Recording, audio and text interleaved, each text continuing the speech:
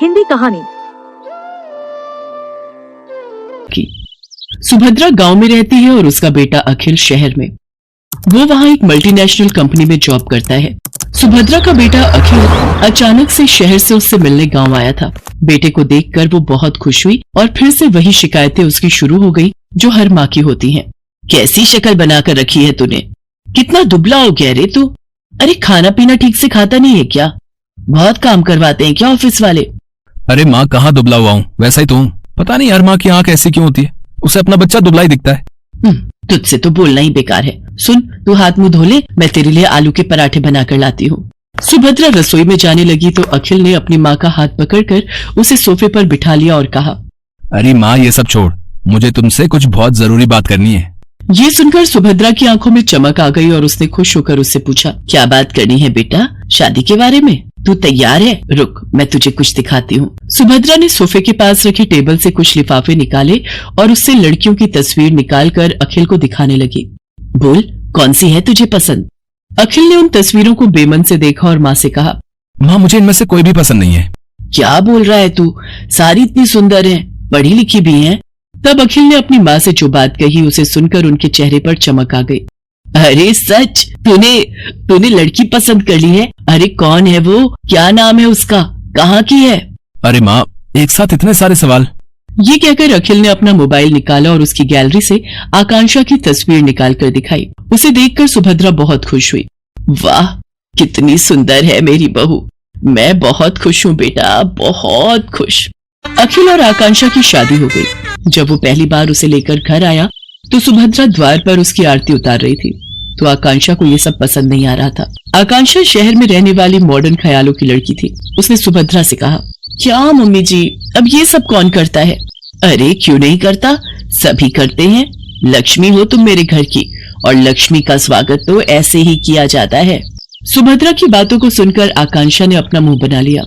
अखिल चाहता था कि आकांक्षा थोड़े दिन माँ के साथ रहे, क्योंकि उसकी कंपनी वाले उसे देश से बाहर भेजने वाले थे।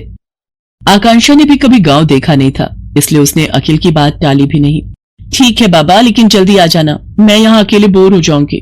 अखिल शहर चला गया। एक दिन की बात है, सुबह का समय था। आकांक्षा अपने कमरे में सोई हुई थी। सुभद्रा घंटी बजाते हुए पूजा कर रही थी।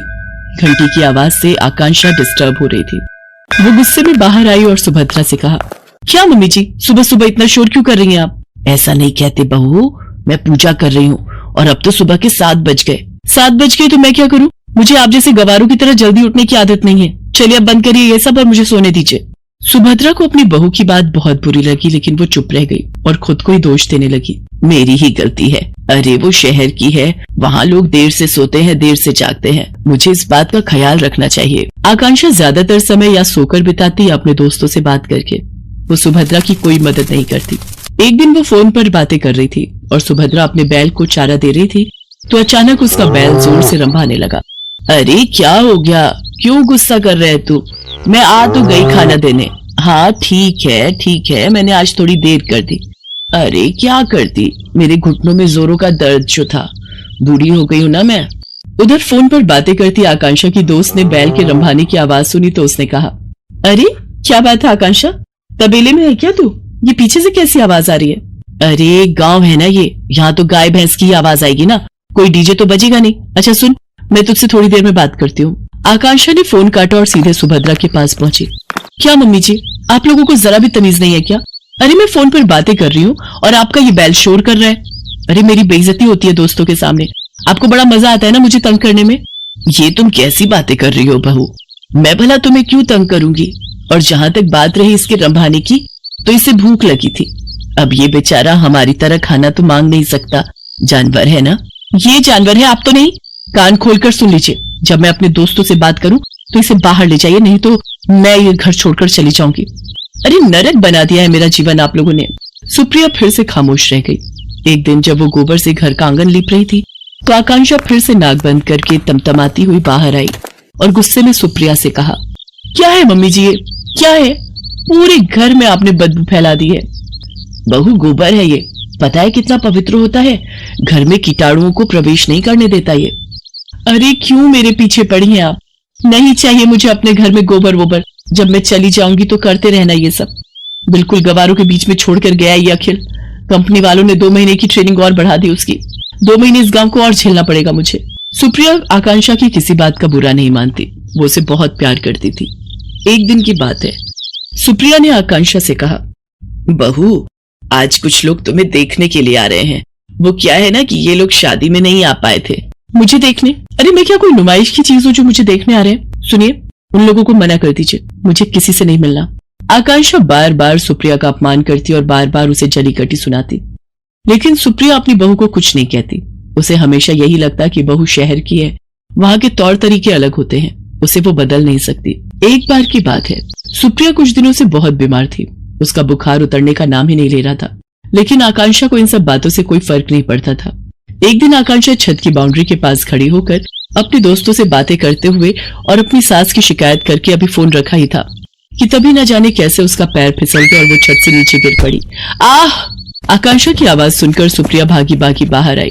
उसने देखा कि आकांक्षा जमीन पर गिरी तड़प रही है। बहू, बहू, अरे ये कैसे हो गया? आकांक्षा लहूलुहान हो गई थी। गांव में अस्पताल 4 किलोमीटर दूर था। सुप्रिया को समझ नहीं आ रहा था कि वो क्या करे। तभी उसे अपने बैल के रंभाने की आवाज आई। सुप्रिया ने अपने बैलों को तुरंत बैलगाड़ी में जोड़ा और अपनी बहू को उसमें डाला और खुद ही बैलगाड़ी चलाकर अस्पताल की ओर जाने लगी। जल्दी चल और जल्दी चल, मेरी बहू को जल्दी से अस्पताल पहुंचाना है। दोनों बैल पूरी तेज गति से भागने लगे। कुछ देर बाद ही वे सभी अस्पताल पहुंच गए। आकांक्षा की गंभीर हालत देखकर डॉक्टर ने उसे तुरंत एडमिट कर दिया और उसका इलाज शुरू कर दिया। कुछ देर बाद डॉक्टर ऑपरेशन थिएटर से बाहर आए। अब आपकी बहू की हालत में सुधार है। अगर आपने उसे लाने में जरा भी देर की होती तो कुछ भी हो सकता था। जब तक आकांक्षा अस्पताल में रही, सुप्रिया न रात को सोती न दिन को। वो सारा समय उसके सिरहाने बैठी रही, उसकी किसी भी जरूरत को तुरंत पूरा करती। आकांक्षा को पता लग गया था कि सुप्रिया किन परिस्थितियों में और कैसे उसे अस्पताल लेकर आई थी। उसे अपनी हर पुरानी बात आज याद आ रही थी और उसे पश्चाताप हो रहा था। माँ जी, मुझे माफ कर दीजिए। मैंने आपके साथ कितना बुरा किया, क्या नहीं कहा आपको, लेकिन आपने मेरी जान बचाने के लिए क्या कुछ नहीं किया। मेरी गलतियों के लिए माफ कर दीजिए। अरे कोई गलती नहीं की तूने, तू ठीक हो गई बहू, बस मेरे लिए यही सबसे बड़ी बात है। तभी आकांक्षा को बैल के रंभाने की आवाज आई।